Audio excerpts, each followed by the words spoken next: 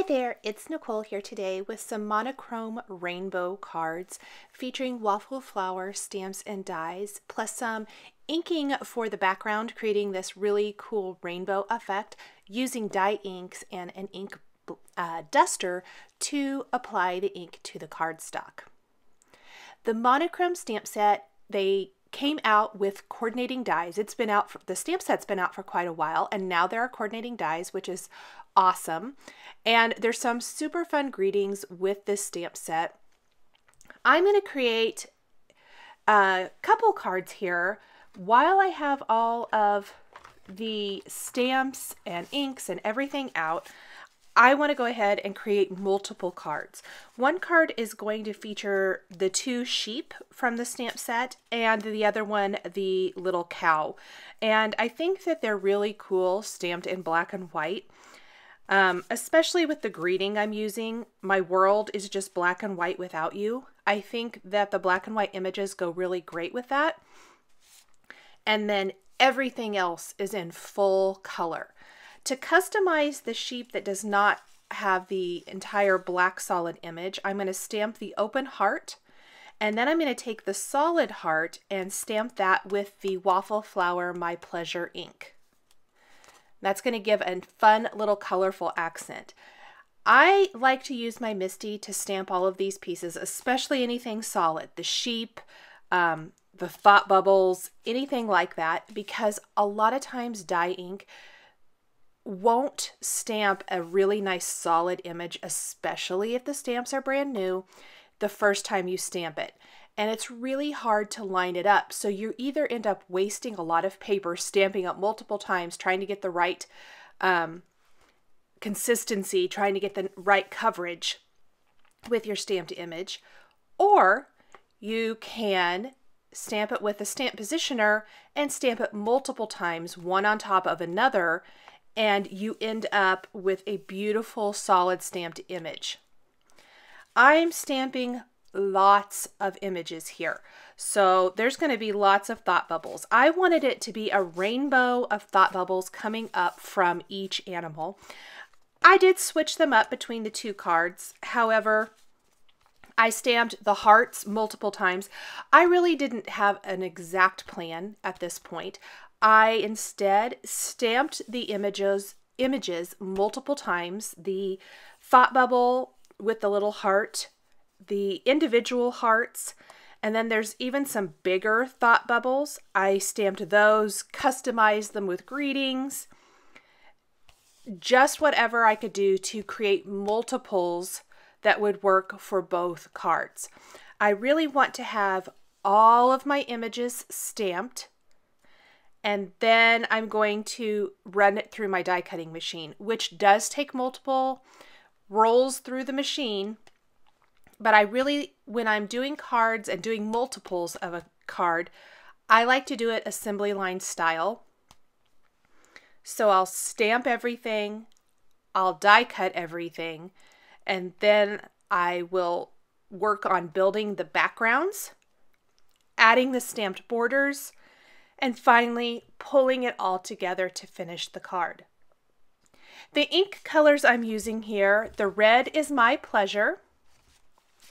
The orange ink is You Said What.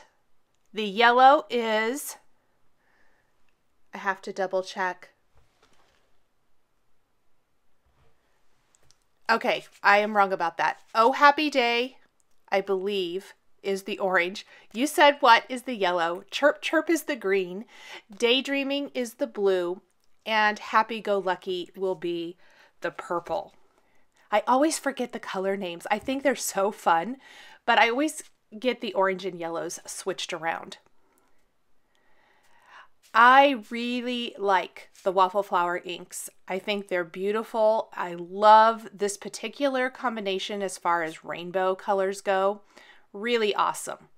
For my background, I'm going to draw or just put a little dot there. It's never going to be seen. It's going to be tucked underneath the cloud borders. I am going to go ahead and take an ink dusting tool and dust on my ink. This gives really fantastic coverage. I have found with dye ink, I am not great with the foam blending tools in dye ink. I think they're a little hard to use, but an ink duster, I absolutely love. The masking tape here is going to mask off each area so that each sun ray is going to have a distinct area. I want them to slightly overlap. So when I place that tape down, I will give it just a teeny tiny little bit so that it overlaps and there's no white space at all. I started with my yellow, the You Said What, then I added Oh Happy Day to the left of that, and there you can see where it slightly overlaps. And I reuse this Post-it tape as many times as possible until it loses its stickiness. You definitely don't want it to roll up. I tend to like the Post-it tape because I've never had trouble with it sticking to the cardstock and ruining my project. But I think other tapes, other low-tack tapes would absolutely work. Post-it notes would work. Whatever you have on hand. There is the My Pleasure ink. Now the only thing is I'm probably going to have to bring my rainbow just a little further down on one side if I don't make the rays wide enough. And I totally didn't measure this. It was all just kind of, I eyeballed it, decided what looked good, and then added the ink. The Chirp Chirp ink is next. I did clean off my dusting tool between changing colors a little bit. I kept one end for my yellows and oranges and things and red. The other end has more greens, blues, and purples. You can cross-contaminate the colors if you don't clean it off. I just used a paper towel and some water to wipe off as much excess ink as possible while I was working on the project. And that way it really helped with the cross-contamination. Once I'm completely finished, I am going to clean this with, I use just a little mild dish soap and water and clean it. It may be stained a little bit, but that does help with getting rid of that excess ink. The blue is Daydreaming. And then I'm going to finish with Happy Go Lucky. Now, because I didn't bring those rays completely down straight, I'm going to have to add a little bit of color to each end, and I'm just going to simply start over with my rainbow colors and add a little red My Pleasure ink over here to the right, and over on the left, Happy Go Lucky. For the other card, since this is the first one I did, I kind of learned a few things. So on the second one, I widened the rays a little bit so I wouldn't have to repeat any of them. Either way is absolutely fine. It does not matter at all. And I think I even added additional colors on this one, but I didn't need it because they end up getting covered up. The ink dusting tools is a fantastic way to add ink.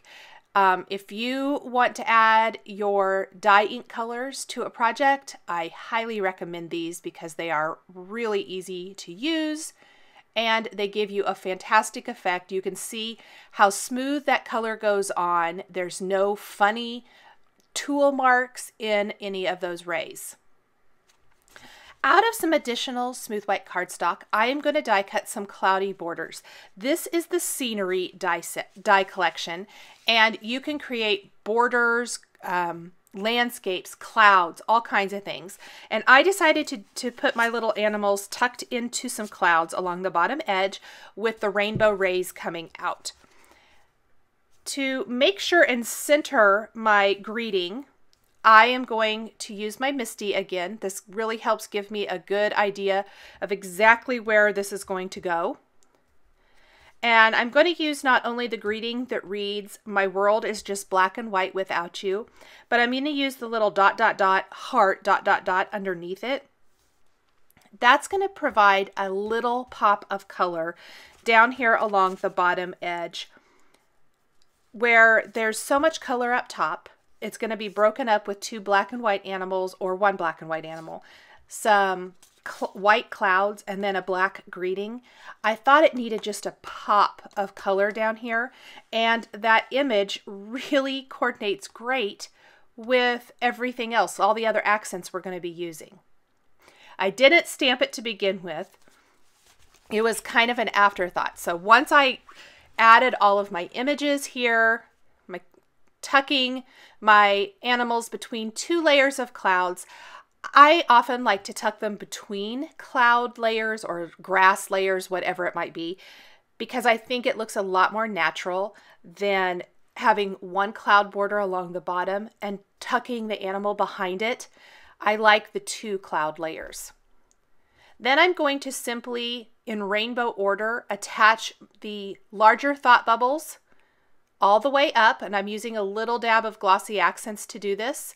And then I'm going to add the little hearts scattered throughout. Very random. Trying to keep with the same rainbow order for the most part.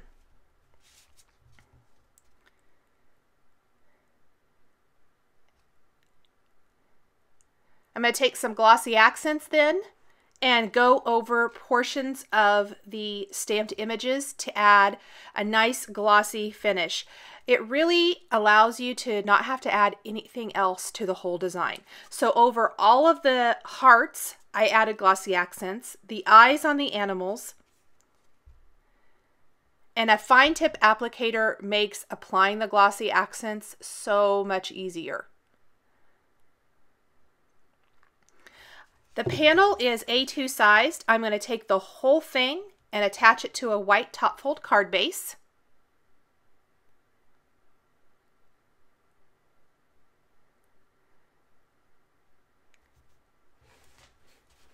And there is what it looks like. Now I am going to go ahead and grab just a little stamp here, or a little acrylic block rather, and stamp that heart that I was talking about. Once I had the design all put together was when I realized I really wanted a little bit of color. I'll color in that heart with a red marker, and that finishes off the design. Now we're going to do the same thing for the cow card. Just going to switch up some of the thought bubbles. Instead of doing all of the small ones, this time we'll use some small ones and some of the bigger ones. And I think the bigger ones work much better and more successfully with the single animal as opposed to the 2 animals. There's a little bit more room because we're not trying to tuck 2 animals into the clouds. You totally could. You could, if you wanted to. I just want some of that rainbow sky to show through, and I think if you get it too full, you lose some of that awesome effect. So I am going to use the 3, or I'm going to use the large thought bubble. I'm just flipping it around. And I'm going to stamp 3 of those, and then for the rest of my thought bubbles, I'm going to fill back in with that smaller one with the little heart in it. And I'm customizing the thought bubbles with the awesome greetings in the stamp set. Thought bubbles are such a fantastic way to add interest to a card. So fun, so cute. Just stamping all of these again, same colors. It'd be fun to create a whole set of these, I think. And the colors are fantastic. I know I've mentioned it in past videos where I've stamped with Waffle Flower inks. They are really nice, great colors of ink, a great addition to your ink collection. For this one, I went ahead and stamped that little heart down there because I knew I liked that. Figure out the placement for my thought bubbles. I like to overlap them just a little bit. Once I have the placement for the 3 large ones, I can go in and add the small ones.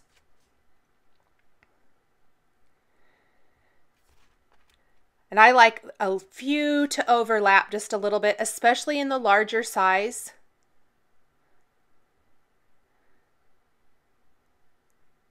And then the large ones I attached with a tape runner because they were nice and big.